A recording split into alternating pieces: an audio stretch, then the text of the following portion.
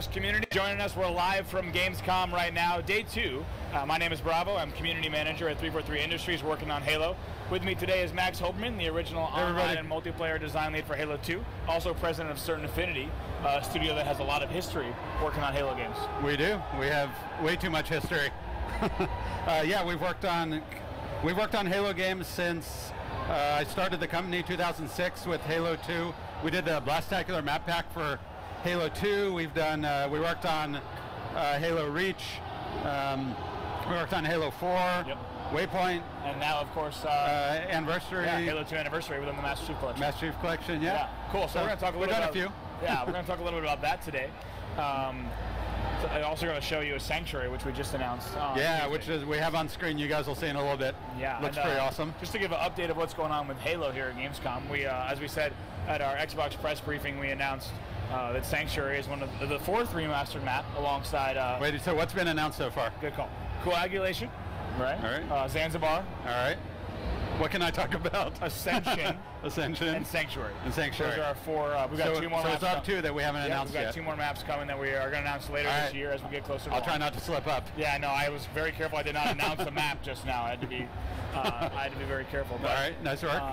Also announced the Halo channel, which is a brand new app coming to Xbox One, which I'm really excited about. It will allow people to consume things like Halo Nightfall and also rewards tied into the game. So it'll be a whole new viewing experience for Halo entertainment. Yeah, it looks slick. It looks really cool. Yeah, which is especially cool with Nightfall coming with the Master Chief Collection too. I think people are really going to like it, and also some of the kind of the gameplay and esports features that we have built. Yeah, I was suggesting getting some behind the scenes at Certain Affinity on the channel. Do some episodes. Let's do it. All right, let's do it. I'm coming down. That's a deal. That's a commitment right there. Oh, crap.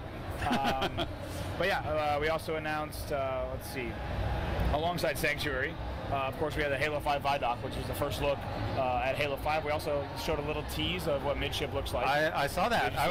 I was surprised that you guys made that public. Oh yeah, I mean, I heard about it secretly. We kind of slid that under there. So hopefully people like what they saw for midship, and also another map that we have not yet. You know, but a little known fact about midship. Go. First map that I ever designed for Halo. That's amazing. It's a good map. That's amazing. Worked out all right. It is a great map. Carney helped me out a little, so it wasn't all by my lonesome, but it turned out all right. It certainly did. I mean, especially, I think it has infamously lived on. And whenever we talk about Halo 2, people immediately go to midship. Yep.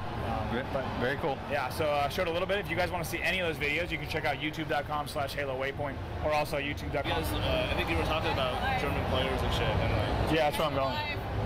Hey, what's up? We're back. We're back. Yeah, so sorry, technical difficulties apparently. But hey, we're back. There's a lot of people in here, 350,000 I think, right? And they're all trying to use the same internet connection. They're all trying to use the same internet connection. And bathrooms. And restroom, urinals. It's quite a scene. It is. But yeah, this is, I mean, have you been to Gamescom before? No, this is my first time. This is, it's crazy. This thing is huge. Yeah, mine too. I'm going to have to upload some pictures, but I've been sending pictures to the crew back home. To move people, they have like highways and underpasses, you know, within the convention center. And you just have, it looks like a scene from The Walking Dead. Whenever there's a traffic jam, these guys swoop in and they reroute people dynamically on the fly. Oh, actually, I've seen it. There was like you have to move like a half mile out of, because the escalators were only up now. That's right. So they reroute people down like this highway. It's pretty impressive. It's pretty wild. So we were talking about, you're saying there's a tournament on Sunday. Yeah, I was asking if it's going to be live streamed. Yeah, well, so we're going to have it at twitch.tv/Halo on Sunday. So it's starting 10:30 a.m. Central European Standard Time. It's around 1:30 a.m. back in the States. Okay. So you'll, depending on which coast you're on. Is that the finals? Is that It's going to be the top 8 teams. Top 8, okay. We worked with ESL to find some of the best European teams, and they invited them. And now each day on the show floor, we're taking the best team that plays at the Halo booth over in Hall 9. So you're going to have some of the best European talent going up against kind of teams that have a history. Very cool. So it should be pretty cool. It's going to be Golden Boy and myself commentating, and we're giving away $10,000 on Sunday. So I'm excited. $10,000? Yep. Not euros. It's U.S. dollars. Someone's going to have to convert that. Yeah. Is it in cash? Did you bring it all? I think it's in a large suitcase. Yeah, we're going to just slam that thing right on stage. Very cool. Cool, but as we said, this past Tuesday we announced for the first time and kind of showed it off in a really cool way that Sanctuary is back in Halo 2 Anniversary. Yep. I got to say, in terms of how the map is looking, it's definitely one of my favorites. Let's talk a little bit about, before we jump into the build, talk a little about Sanctuary and the Origins. It was part of it's the only DLC, it was one of the DLC maps. Yes. Yeah. I won't say anything about what you just said. Yeah, it's let's see. Sanctuary was one of the DLC maps that we released after we shipped Halo 2. Yep. I remember it was Steve Cotton's map, actually. Steve Cotton was one of the environment artists that I hired on and got midway through Halo 2. Yep. And we had such a small team that our environment artists doubled as level designers. So he came on kind of late, and I was telling you before, we had already designed a lot of the maps. Yeah. So it was really his first chance to get in there and get his hands on and really get to design his own map. So yeah, he did a lot of work on it. It was, and you said that was the first chance he had to design his own map? I think so. I think everything else was just helping us polish the other one. Mitchia being your first map and this being his first map is not bad, right? It's pretty incredible. Yeah, yeah. So when we were working on this, I don't know why, but everyone used to, any map that Steve Cotton would work on would be called something to do with cotton. So this map's code name was actually Temple of Cotton.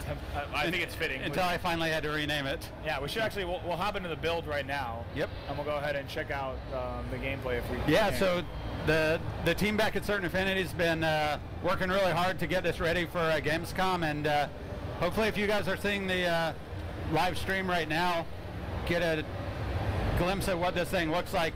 It looks amazing. It looks spectacular. Really happy. I mean, it really does. And then the differentiation of the bases here, as you have kind of this overgrown ivy taking over this part, as you see Ruined Temple on your screen. Yep. So the Temple of Cotton. I mean, and just the way the water flows through the map, and the fact that each that's all new. I don't think there was any water on the original. Yeah, I think there was just a tiny bit that was on the map. Oh, the puddles. That's right. Yeah. But that's right. But you know, I mean, one of the cool things I think is that you can look at this map and each corner of the skybox completely different. Yep, and that's all very intentional because those are navigational aids. Right. So we're trying to, we'll see how it goes, but we don't want to just slap colors everywhere, red and blue, even though that works really well. I did it for a reason before. Right. We're going to test this out and see if we can differentiate based on shapes here, yet keep the symmetry of the map, because it is a symmetrical map, and that matters a lot. Oh, of course. So yeah, I think it's working pretty well. Yeah, so I mean, playtesting this map, getting ready for Gamescom to show it off, and now finally seeing the map in players' hands very cool. Is really cool this weekend to watch people compete on it and play it for the first time. The feedback has been really good, but we'll keep kind of touring around the outside of this map. Yeah, you can see some of our awesome skybox artists' work here. Yeah. I want to do a whole documentary for the channel, by the way, all about just creating skyboxes. Yeah, because our guys are so good at it. I mean, if you look at also some of the Halo 4 stuff like Skylines, Skybox. Yeah, some of that stuff looks amazing. Monolith, Skybox are really great. Yeah, that's all our handiwork. We can actually, as we're touring the map, Max, we can kind of talk about some of the new stuff that's been implemented as well. You want to start with the changes to the shotgun tunnel? Yeah, well, we have to be really careful about what changes we make on here. Extremely deliberate. This is probably the most significant change. Yep. Very intentional, but if you turn to your right, look right there, and right there, there's a jump pad, and that'll take you up, and that was not in the original map. But when we were playing through this and testing it and looking at it, we really thought that it was important to get that vertical flow in there. Yeah. Once you're in that shotgun hallway, you get a little bit locked in. Yep. Not bad to commit, but we really felt that ultimately it played a lot better with this lift in there. So sure, yeah, I mean, I think very careful about these changes.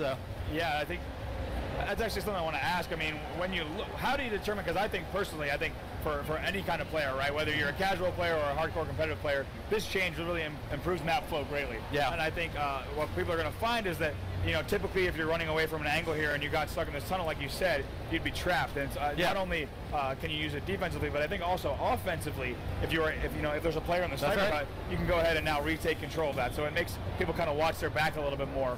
When you're looking at the map, I mean, how did you start? When we're looking at Halo 2 Anniversary, did you play on the original a bunch and decide maybe what needed to be changed? Yeah, we played on the original a ton. A bunch of us have experience.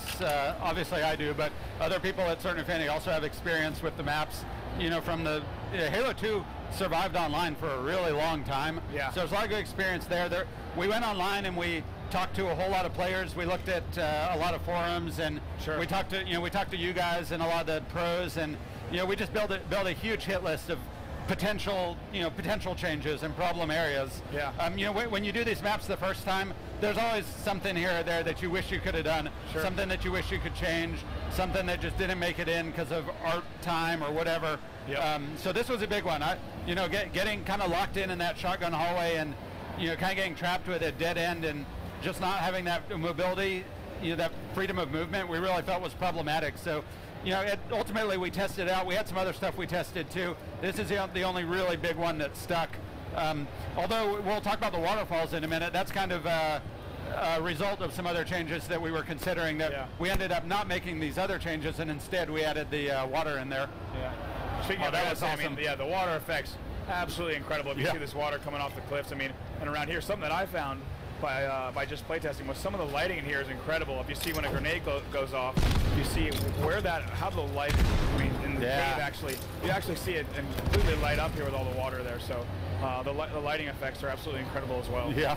But yeah, this thing looks amazing. I'm really happy with how this turned out. Yeah, I think it's something that not only does the map geometrically and in terms of the flow of the map stay so true to the original, but I think even the evolution of the art design. I think people are going to feel at home on Sanctuary. I hope so. So far so good. Everyone playtesting, but there's something else that we're really conscious of on here is maintaining all of the skill jumps and all the little all the little tiny subtleties really matter a lot to us. I know you guys.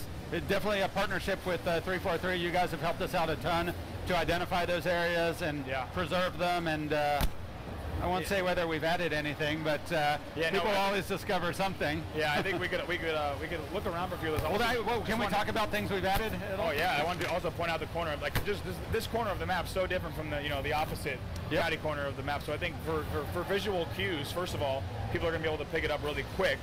But also, just the fact of how different this map has so much variety, even within just this small space. But yeah, let's talk about some of the new things that have been added. I think a lot of the skill jumps have been recreated. Something I know that's super important to you guys is making sure that all those skill gaps are still there for players.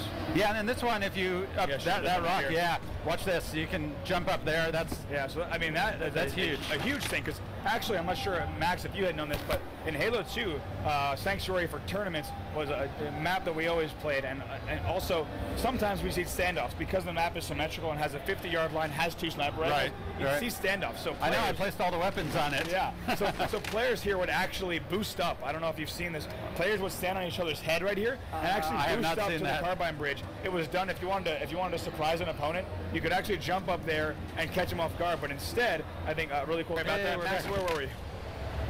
Where were we? I think we were talking about trying to preserve some of the skill jumps and adding a few tweaks. You were talking about standing on people's heads over here. Right. Thank you. Yeah, I think one thing that's cool is show people how you can get up on the. So this jump right here over to what we call Ring 3 was a jump that people actually, I think, the community discovered within the map, where you kind of. I don't think that was intentional. Yeah, you kind of notch yourself in Halo 2, and you pop out. Now the jump.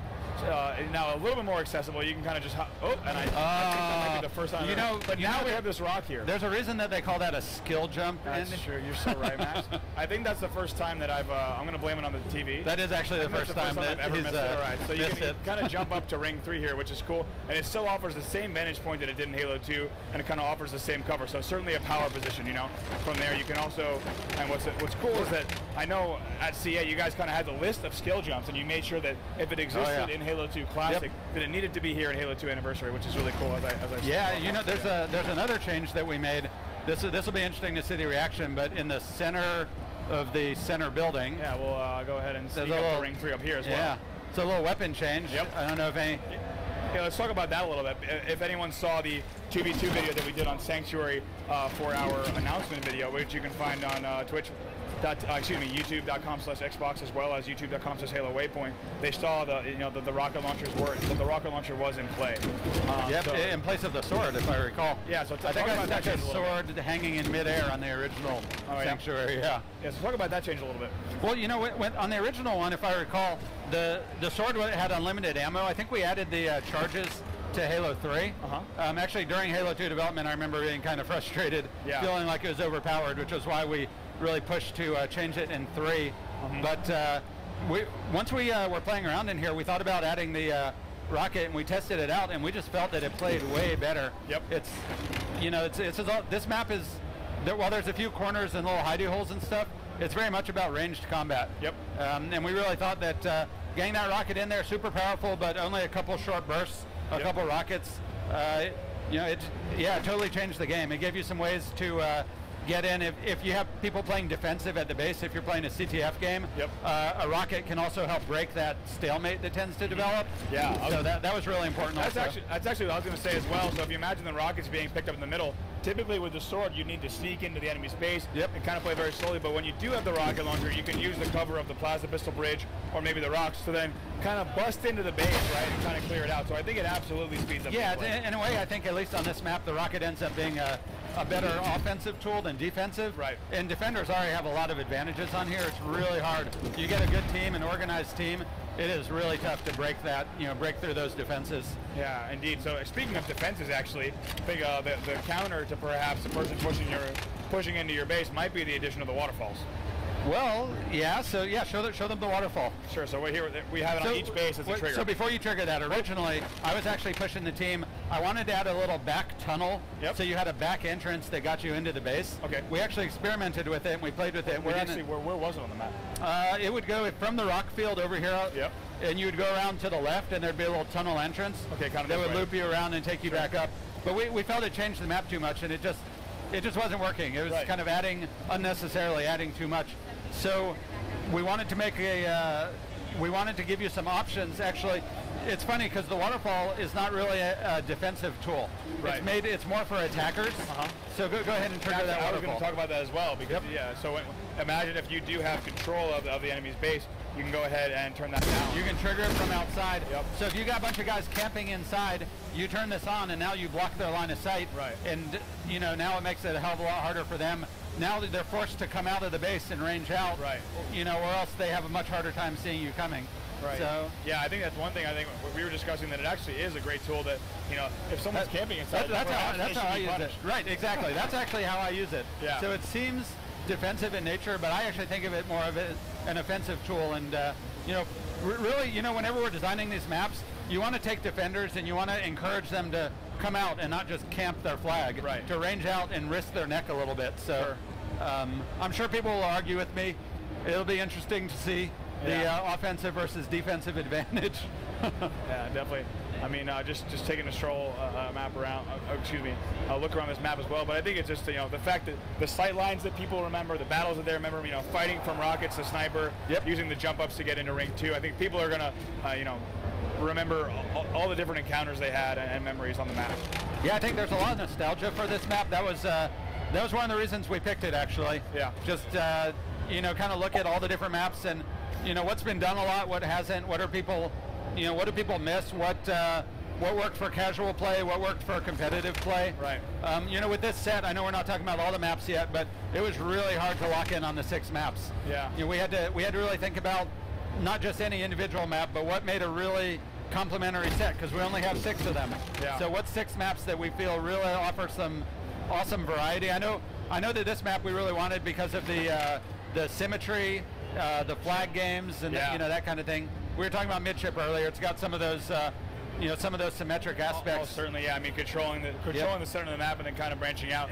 Kind of what's cool about this ring 3 vantage point is it does give you a chance to look at the differentiation of the 2 sides. Ooh, can you trigger the waterfall from there? I actually don't know. I think let's see if that is some skill. I think. Oh yeah, there you go. Awesome. We can.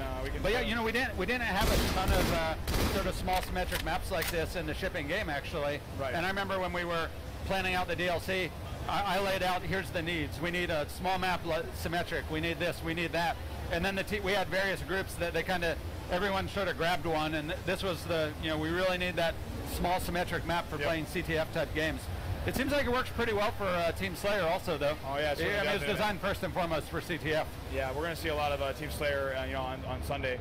I can't wait to get also. Now, you guys for the tournament, you're doing BR start on everything, right? That's right. Yeah, for the tournament, it's all BR start, and if you do want to play on the Gamescom floor, you can try out Classic SMG start. So how's it working with the BR start? Oh, it's been awesome, man. I mean, we play test, and I'm sure you guys do as well. Back home at 343, we play test quite a bit with both SMG and BR start, and I mean, everything feels great. It's been awesome to see just the response, not only in the studio, but now that the game is in everyone's hands, to see the response to the game. I mean, even just I can't say enough good things about the way that the water looks coming down these on the map. Yeah, so I think we have some questions here from fans. The first one comes from Brutality. She wants to know, Why did you choose Sanctuary over other maps? I think you talked about this a little bit, but can you maybe shed some more light on that? Yeah, you know, I think just looking at the set of maps, we really felt that it really completed the set. And if you look at the maps we chose, it offered, you know, there were some maps we were looking at, like Beaver Creek, for instance, right? Which I think we remade in Halo 2, and we were looking at maps like that. It's like, well, but it's been done a lot. It's kind of an old. It's a Halo 2 map. We did it recently. Yeah, I was going to say it did. It just didn't feel right, but there's some things about maps like Beaver Creek that we really want. So we looked around at, you know, maps that have that same, you know, still real tight, compact maps. Cool. All right, Max, we were answering some questions. Yeah, what else do you have there? About Sanctuary and the maps that we're remastering. Test my knowledge. So we here. were just finishing Brutality's question about why Sanctuary. I think we talked a lot about, you know, symmetrical type map that offers quite a bit and different from other maps that were offered in Halo 2. Well, I think it's also a good it's a good Slayer map, and that's always important. Yep. Indeed. Cool. So the next question actually was, do rockets and grenades move through the waterfall? Oh, all right, yeah, let's test that out. There you go. Yeah, I think as you said, being an offensive tool, we would need kind of those things to go through. That's a good question, though. I hadn't. I don't know if we ever considered not having them go through. Yeah, I think there's definitely a big difference. It's really a visual blocker. Yeah, there's definitely a big difference between something like a hard light shield, of course, and that. So let's see. Our next question is from Skywalker DSP. He wants to know, do the maps have the AR in Halo 2 Anniversary? Yes, yeah, it should be on there. Where's that sucker? Let's see, wait, I don't know if I know offhand where this is. Yeah, I don't know where it's placed offhand. But we do have that. Keep in mind this is all in development. Here it is. Hey, there we are. Seriously, yep. So we made a few tweaks to some of the weapon placement, and I think, you know, really careful, really subtle stuff, but some of it's important. Yeah, I think, and for some people who haven't heard that the AR is back, might have missed our RTX panel. Let's talk a little about the role that fits in the sandbox. Yeah, you know, the AR is, I think, hugely important. I think it's made a huge difference. We have a lot of short range weapons, and we've got a lot of really powerful close range, in particular because you can dual wield. And then we've got a couple ranged weapons. Yep. And in that in-between range, there's really nothing. It's really very binary. Yep. So, you know, we thought the team was actually thinking about it back at CA, and they proposed adding the AR as this kind of mid-range solution, and when they did, I thought it was genius. Yeah. I told them I love the idea. We put it in there, and it works really, really well. And it gives you an option also potentially for, you know, it gives you an option besides just running around toting two guns, and it gives you an option beyond these hyper deadly, you know, headshot kill weapons, which I know as players everybody wants, but as a designer, every player being on the receiving end of a hyper deadly weapon is not always the best design.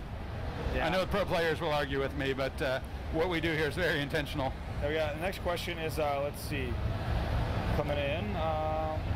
Next one is, can you switch between old and new graphics? And that comes from Chris673, and that is exclusive to campaign.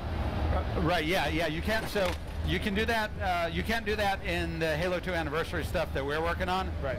Though you can play the old graphics in a different version. In the old version. Yeah. So if you do want to have your classic Halo 2 graphics, not only are they waiting for you in the Master Chief Collection, but you'll also have the entirety of the original Halo 2 with all the original game after Auto Update 3 with a few tweaks. Now that does bring up another point, which is, since we have made some changes on the map, we're also really careful about making sure that even on these new versions of the map with the new visuals and everything, that you can undo those changes if you want. Are we allowed to talk about that at all, Forge? Yeah, we can speak a little about Forge. Yeah.